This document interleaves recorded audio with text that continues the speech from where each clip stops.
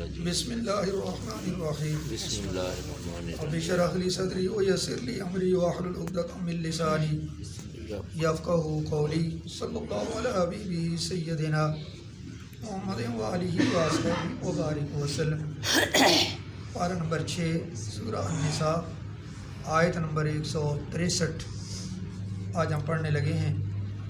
اللہ پاک کا ارشاد ہے اِنَّا أَوْحَيْنَا إِلَيْكَ كَمَا أَوْحَيْنَا إِلَى نُوحٍ وَالنَّبِيِّينَ مِن بَعْدِهِ وَأَوْحَيْنَا إِلَى إِبْرَاهِيمَ وَإِسْمَاعِيلَ وَإِسْحَاقَ وَيَعْقُوبَ وَالْأَسْبَاطِ وَعِيسَى وَأَيُّوبَ وَيُونُسَ وَهَارُونَ وَسُلَيْمَانَ وَآتَيْنَا دَاوُودَ زَبُورًا۔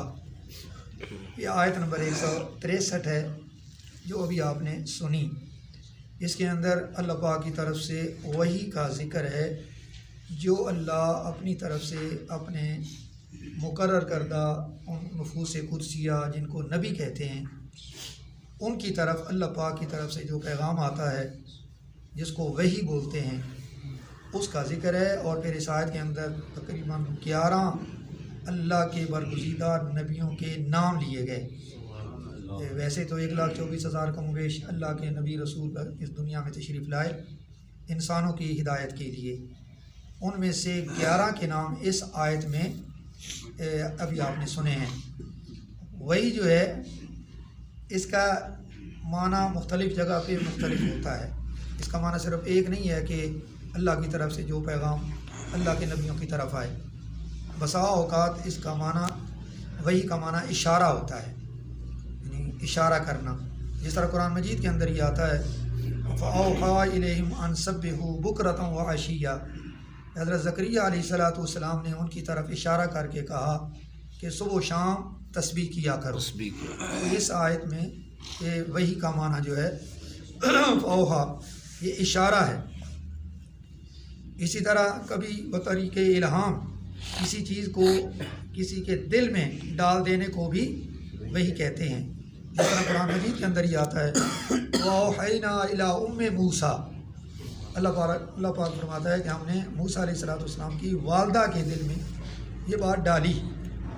اسی طرح بعض اوقات طبی فرائض کی انجام دہی کے لیے جو ہدایت کسی کو فطری طور پر اپنے خالق کی طرف سے ہوتی ہے اسے بھی وحی کہا جاتا ہے۔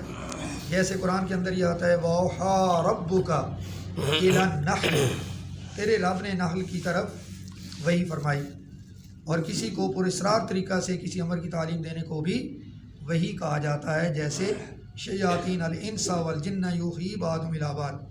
لیکن نبیوں کی طرف اللہ تعالیٰ کی طرف سے جب وحی کی جاتی ہے تو اس کا مفہوم پھر یہ بن جاتا ہے کہ وحی اس یقینی علم اور قطعی علم کو کہتے ہیں جو اللہ تعالیٰ دوسرے لوگوں سے پوشیدہ اپنے نبیوں کے دلوں میں القاء کرتا ہے، ڈالتا ہے۔ دوسرے لوگ اس سے آگاہ نہیں ہوتے، لیکن اللہ تعالیٰ کی طرف سے وہ نبیوں کے دلوں پر ڈالا جاتا ہے، اتارا جاتا ہے، اس کو وحی بولتے ہیں۔ جن کی ارواح طیبہ اس کو پہلے سے اس علم کو قبول کرنے کے لیے تیار ہوتی ہیں، اللہ پاک نے اپنے نبیوں کی ارواح کو وحی کو قبول کرنے کے لیے پہلے ہی تیار کیا ہوتا ہے۔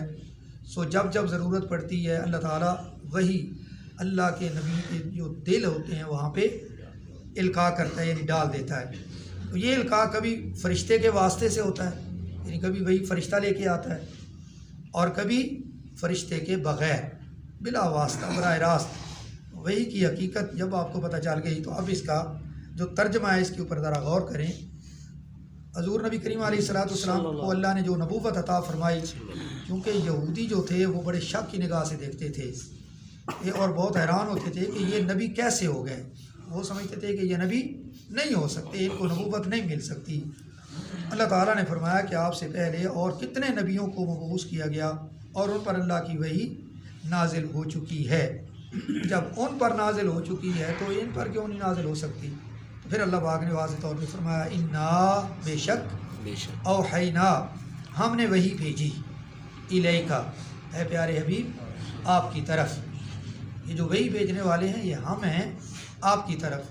اور اس کا طریقہ کیا ہے؟ کما جیسے، اوحینا ہم نے وہی بھیجی آپ سے پہلے، الی نوح علیہ السلام کی طرف، والنبیین من بعدہ اور ان نبیوں کی طرف جو نوح علیہ السلام کے بعد اس دنیا میں تشریف لائے، ان کی طرف بھی ہم نے وہی بھیجی۔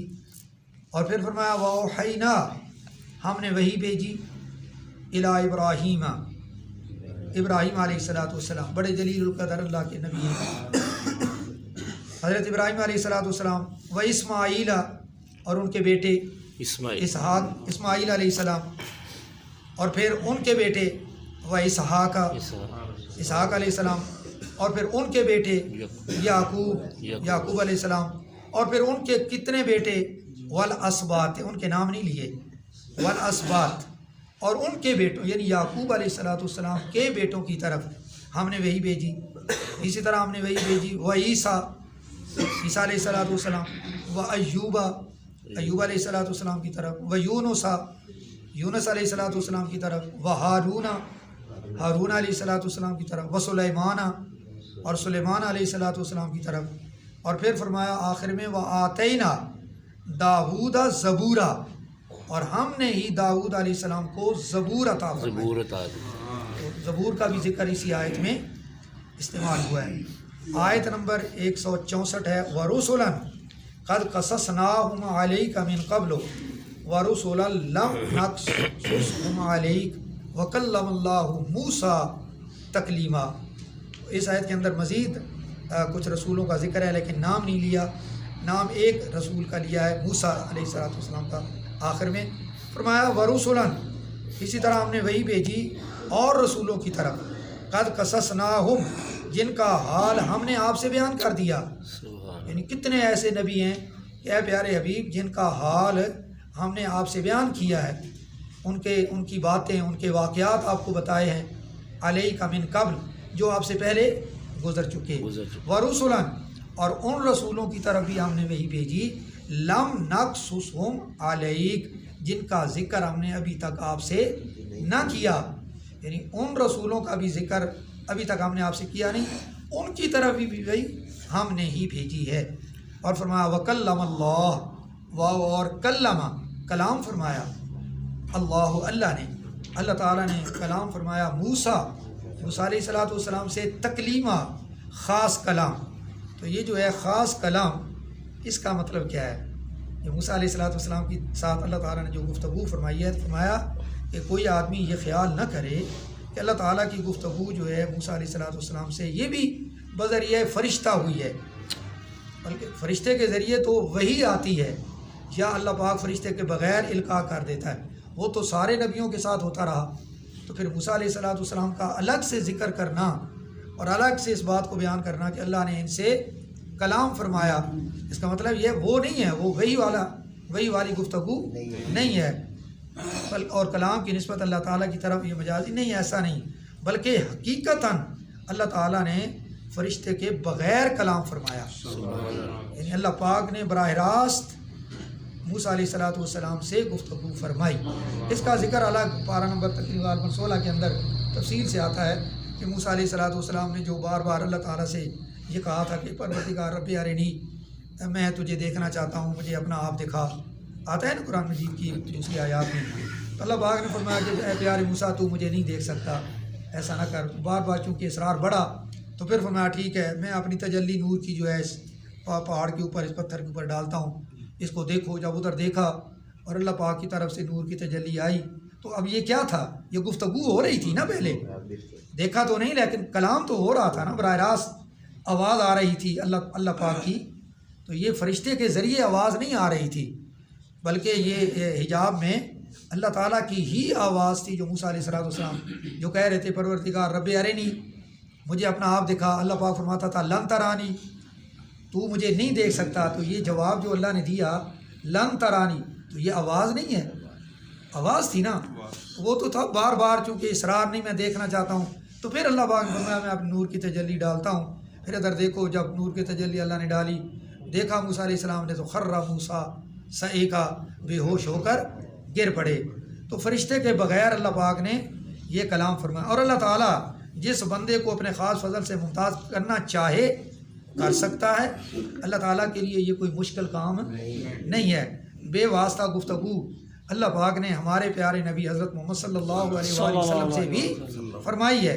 لیکن موسیٰ علیہ السلام سے جو گفتگو ہوئی وہ وادی ایمن میں، اور پیارے کریم آقا علیہ السلام سے جو اللہ نے گفتگو فرمائی وہ اپنے پاس بلا کر بالائے عرش سدرۃ المنتہا سے بھی آگے اللہ پاک نے معراج والی رات اپنے پاس بلایا اور بلا کر اپنے پیارے حبیب سے گفتگو فرمائی.